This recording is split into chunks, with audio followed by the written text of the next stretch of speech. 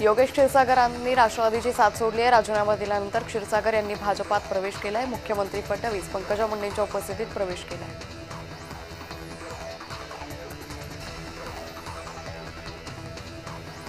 उरण ईश्वरपूरच्या नगराध्यक्ष पदासाठी महाविकास आघाडीचे उमेदवार आनंद मलगुंडेंनी अर्ज भरलाय। नेते जयंत पाटील यांच्या उपस्थितीत त्यांनी उमेदवारी अर्ज दाखल केला। तर जयंत पाटलांच्या नेतृत्वात नगराध्यक्ष पदाची निवडणूक जिंकू असा दावाही आनंद मलगुंडेंनी केलाय।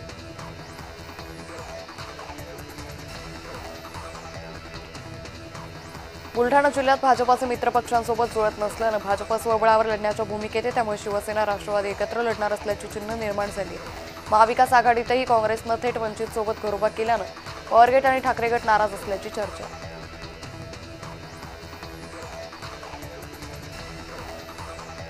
महाविकास आघाडीच्या लोकांना लाचही वाटत नाही। आंदोलन करणाऱ्यांचा निवडणुकीत बुरखा फाडून दाखवू असं म्हणत मुख्यमंत्री फडणवीसांनी महाविकास आघाडीवर टीका केली। येवला शहरात आगामी नगर परिषद निवडणुकीची धामधूम सुरू झाली आहे। नामनिर्देशन अर्ज दाखल करण्याची प्रक्रिया आणखी वेगवान झाली आहे। निवडणूक विभागाच्या कार्यालयात उमेदवारांची मोठी गर्दी उसळली। विविध प्रभागांसाठी नगरसेवक पदाच्या उमेदवारांनी मोठ्या संख्येने अर्ज दाखल केले।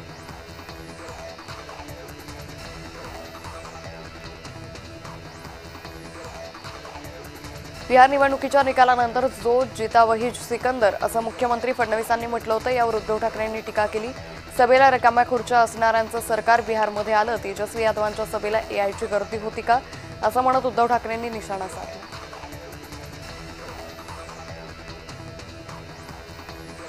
अमित ठाकरे यांच्या नेतृत्वाखाली मनसेनं आंदोलन केलं। नेरूळ येथील छत्रपती शिवाजी महाराज चौकात उभारण्यात आलेल्या महाराजांच्या पुतळ्याचं मनसे नेते अमित ठाकरे यांच्या हस्ते प्रतिकात्मक अनावरण करण्यात आलं। महाराजांच्या मूर्तीला पुष्पहार घालत अमित ठाकरे यांनी अनावरण केलं।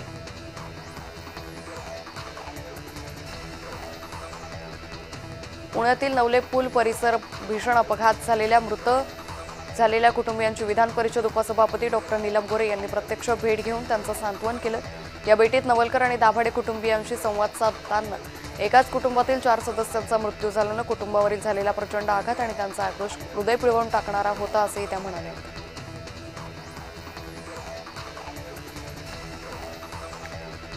सिंधुदुर्गात भाजप आणि शिवसेना आमने-सामने आलेत। आम्ही युतीसाठी प्रयत्न केले, मात्र आता पूर्ण ताकदीनं मैदानात उतरलोय असं म्हणत आमदार निलेश राणेंनी भाजपला इशारा दिला।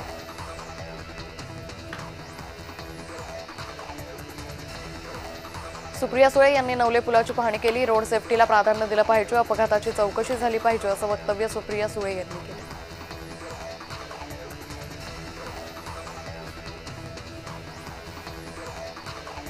जळगाव जिल्ह्यातील 16 नगर परिषद आणि 2 नगरपंचायत यांच्या निवडणुका जाहीर झालेल्या असून प्रत्येक पक्षाचे उमेदवार हे अर्ज भरतायत। रविवारी ही उमेदवारी अर्ज स्वीकारण्यात आले असून निवडणूक केंद्रावर उमेदवारांनी गर्दी केली। आतापर्यंत 20 जागांसाठी 207 सदस्यांनी ऑनलाईन उमेदवारी अर्ज भरलाय।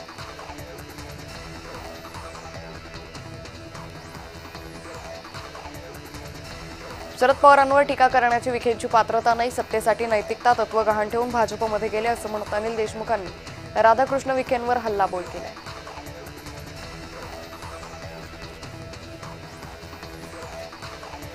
हिंगोली इथं महाविकास आघाडीची बैठक पार पडली। बैठकीत हिंगोली नगरपालिकेसाठी अर्चनाताई भिसे यांचं नाव नगराध्यक्ष पदासाठी घोषित केलंय। खरं तर आमदारांचं काम आहे सुशिक्षित बेरोजगार मुलांना आणि महिलांच्या हातांना काम देणं, मात्र तसं न होता केवळ रेती गुटखा यावरच बोललं जातंय। त्यामुळे नगराध्यक्ष पदासाठी महाविकास आघाडीचाच उमेदवार निवडून येईल असा विश्वास काँग्रेसचे हिंगोली प्रभारी साहेबराव कांबळे यांनी व्यक्त केला।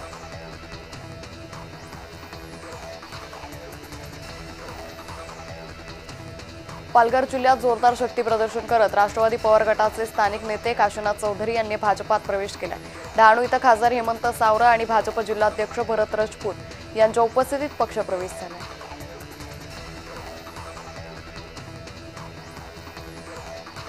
आधी उमेदवार जाहीर करून मग युतीसाठी पत्र देणं चुकीचं आहे असं म्हणत भाजप नेते रावसाहेब दानवेंनी खोतकरांवर टीका केली आहे। युतीसाठी पत्र दिल्यानंतरही मित्रपक्षावर आरोप करण्यात आले।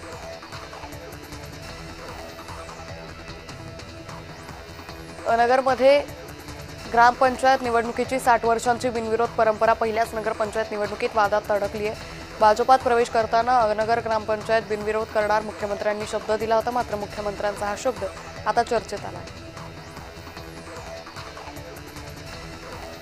मालवण नगरपालिकेत शिवसेनेच्या वतीनं नगराध्यक्ष उमेदवार पदासाठी नमिता गावकर यांच्यासह नगरसेवक उमेदवार भरताना शिवसेनेकडून शक्ती प्रदर्शन केले। यावेळी आमदार निलेश राणे, जिल्हा प्रमुख दत्ता सामंत पदाधिकारी उपस्थित होते। वसमत नगरपालिकेतील साचलेला कचरा मी बाहेर काढणार आहे, मला जनतेने संधी द्यावी। भाजपच्या पदाधिकारी प्रीती जयस्वाल यांनी भारतीय जनता पार्टीकडून नगराध्यक्ष पदाचा अर्ज सादर केला।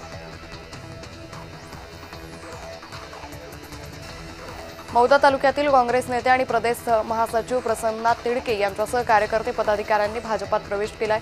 मंत्री चंद्रशेखर बावनकुळे यांच्या उपस्थितीत भाजपात प्रवेश केला। कोराडी येथील जनसंपर्क कार्यालयात हा पक्ष प्रवेश झाला असून ग्रामीण काँग्रेससाठी हा मोठा धक्का आहे।